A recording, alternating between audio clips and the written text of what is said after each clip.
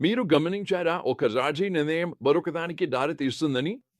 రోజు కథ మనకు దేవునికి విరుద్ధమైన కలయికలు ఎంత భయంకరమైన ప్రభావాలు కలిగిస్తాయో చూపిస్తుంది. అది ఒక్క తరం కోసం కాదు, తరువాత తరాలకు ఉంటుంది.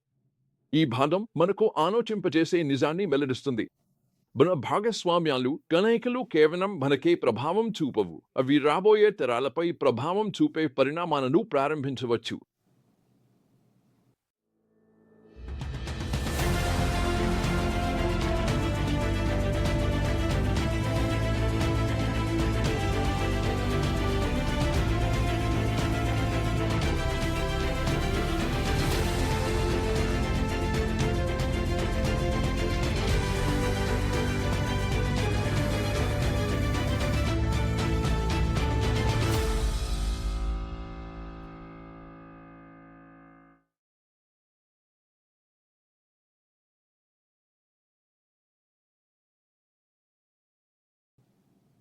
కథ యెహోరాము ఆగిన చోట నుంచి మొదలవుతుంది.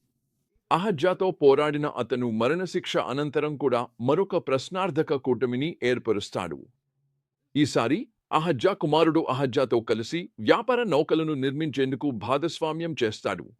ఒక ప్రవక్త అతనిని హెచ్చరిస్తూ, నీవు అహజ్యాతో కలయిక చేసుకున్నందున నీ చేతి పనిని ప్రభువు నాశనం చేస్తాడు అంటాడు. జరిగింది, నౌకలు సముద్రంలోకి వెళ్లకముందే ధ్వంసమయ్యాయి. ఇంతలో ఇశ్రాయేల్లో అహజ్యాకు తనదైన సంక్షోభం ఎదురవుతోంది. తాను పడిపోయి గాయపడిన తర్వాత అహజ్యా తన దూతలను ఎక్రోనులోని దేవుడు బాల్జెబూబును సంప్రదించమని పంపిస్తాడు. దీని గురించి ఆలోచించండి. తన దేశం నిజమైన దేవుని గురించి తెలిసిన రాజు అయినా అతను సహాయానికి విగ్రహ దేవుని వైపు మొగ్గు చూపుతున్నాడు. ఈ సమయంలో ఎలియా ఆ దూతలను అడ్డుకుని గట్టి మందలింపు ఇస్తాడు. ఇశ్రాయేల్లో దేవుడు లేనందునే నీవు బాల్జెబూబును విచారించడానికి వెళ్తున్నావా? ఇది దేవుని అధికారంలో వ్యత్యాసాన్ని, దానిని ఎలా ఎదుర్కొంటారో చూపిస్తుంది. అహజ్యా ఎలియాను పిలిపించేందుకు 50 మంది సైనికులతో 3 బృందాలు పంపాడు. మొదటి 2 అధిపతులు వచ్చి, దేవుని మనిషివా రాజు చెప్పాడు దిలివచ్చి రా అని ఆజ్ఞాపించారు. ఆకాశం నుండి అగ్ని కాల్చుతుంది. కానీ 3వ అధిపతి వినయంతో వచ్చి మోకాళ్లపై పడిపోయి క్షమించమని వేడుకుంటాడు. ఆయన వినయం ప్రాణాన్ని కాపాడుతుంది. కాని మన కథలో అత్యంత విషాదకరమైన భాగం తదుపరి తరం వద్ద వస్తుంది. యెహోరాం కుమారుడు యెహోరాం అహజ్యా కుమార్తెను వివాహం చేసుకుని 2 రాజ్యాల మధ్య బంధాన్ని బలపరిచాడు. అతను సింహాసనం అధిరోహించిన వెంటనే అన్నదమ్ములను హత్య చేసి యూదాను విగ్రహారాధనలోకి నడిపించాడు. గ్రంథం చెబుతోంది, అతను ఇశ్రాయేలు రాజుల మార్గంలో నడిచాడు, అహజ్యా ఇంటివారు చేసినట్లే, ఎందుకంటే అహజ్యా కుమార్తె అతని భార్య. దీని పరిణామాలు తీవ్రమైనవి. ఎడోము మరియు లెబ్నా యూదాకు వ్యతిరేకంగా తిరుగుబాటు చేశాయి. ఫిలిష్తీయులు మరియు అరబ్బులు రాజ్యంపై దాడి చేసి రాజకుటుంబ ధనాన్ని యెహోరాం కుమారులలో ఒకడిని మినహాయించి మిగతావారిని తీసుకెళ్లారు. ఇంకా ఎక్కువగా ఆలోచింపజేసేది ఏమిటంటే ఎలియా అతనికి ఉత్తరం పంపి అతని ప్రాణాన్ని తీసే భయంకరమైన వ్యాధిని ప్రవచించాడు.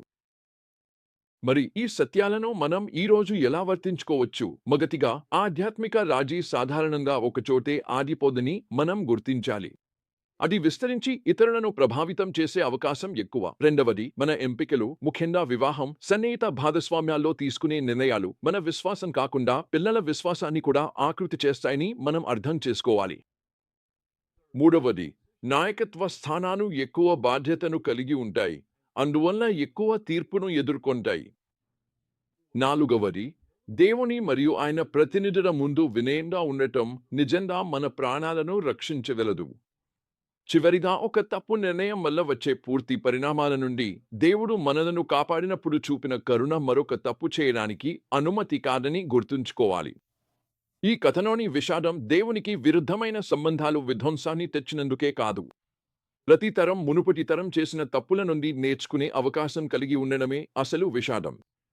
కానీ వారు అలా చేయాలని ఎంచుకోలేదు. చెరువులో రాయి వేసినప్పుడు అలలు విస్తరించునో అలాగే రాజీ పడే అలలు కుటుంబం, రాజ్యం, భవిష్యత్ తరాలపై ప్రభావం చూపాయి. నేను నా జీవితంలో ఈ తరతరాల ధోరణుల శక్తిని మంచికి చెడుకి ఎలా పనిచేస్తుందో చూశాను. నా కుటుంబంలో ఈ ధోరణులు మనుషులను బాధల చక్రంలో ఎలా ఇరుక్కుపోతాయో చూశాను. నా తల్లి దుర్వినియోగం చేసే వ్యక్తితో జరిగిన విఫలమైన వివాహం వల్ల కలిగిన కడుపు నొప్పితో పోరాడింది. ఏళ్ల తర్వాత నా మామయ్య విషయం చెప్పింది. అది ఈ ధోరణిపై వెలుగు వేసింది. నా తల్లి తన తండ్రి దుర్వినియోగం, కొట్టే బెదిరింపుల నుండి తప్పించుకోవడానికి అడవిలో రాత్రులు దాచుకుని గడిపింది. నా తల్లి పాఠశాల పూర్తి చేసిన తర్వాత ఆ పరిస్థితి నుండి తప్పించుకుంది. మళ్ళీ దుర్వినియోగ సంబంధంలోకి వెళ్లి మద్యం సేవించే దుర్వినియోగం చేసే వ్యక్తిని పెళ్లి చేసుకుంది. ఇది వేరే వేదికలో అదే కథ మళ్ళీ జరుగుతున్నట్టు అనిపించింది. కానీ ఇక్కడే కథ మారుతుంది. నేను క్రీస్తును తెలుసుకున్నప్పుడు ప్రతిదీ మారిపోయింది. తరాలుగా వస్తున్న ధోరణులను కొనసాగించాల్సిన అవసరం లేదని అర్థమైంది. యేసు నాకు విముక్తి శక్తిని ఇచ్చాడు, భిన్నంగా జీవించడానికి అవకాశం ఇచ్చాడు. చూడండి, శుభవార్త ఏమిటంటే ఈ నమూనాలను విచ్ఛిన్నం చేయవచ్చు. కానీ వాటిని గుర్తించడం మాత్రమే సరిపోదు. మార్పు తీసుకొచ్చే శక్తి అవసరం. ఆ శక్తి యేసు క్రీస్తు ద్వారా వస్తుంది. ఎక్కడో ఒక చోట ఎవరో ఒకరు ఇది నా దగ్గరే ఆగిపోవాలి అని చెప్పాలి. మనం చేయలేం. కానీ వచనంలో వాగ్దానం చేసినట్టు మనలను బలపరిచే క్రీస్తు ద్వారా మనం అన్నింటినీ చేయగలం. ఎందుకంటే చివరికి ఏ భాగస్వామ్యం, ఏ సంబంధం అయినా మనం రాజీ పడేంత విలువైనది కాదు. మన దేవునితో నడక. ఈరోజు మనం ఒత్తిడిని ఎదుర్కొనవచ్చు. మన విశ్వాసాన్ని రాజీపడేలా చేసే లాభదాయకంగా కనిపించే భాగస్వామ్యాలను ఏర్పరచాలని. ప్రశ్న ఆ భాగస్వామ్యాలు తక్షణ లాభాలు ఇస్తాయా అన్నది కాదు. ప్రశ్న ఏమిటంటే దీర్ఘకాలంలో దాని ఖర్చు నిజంగా విలువైనదేనా అన్నదే.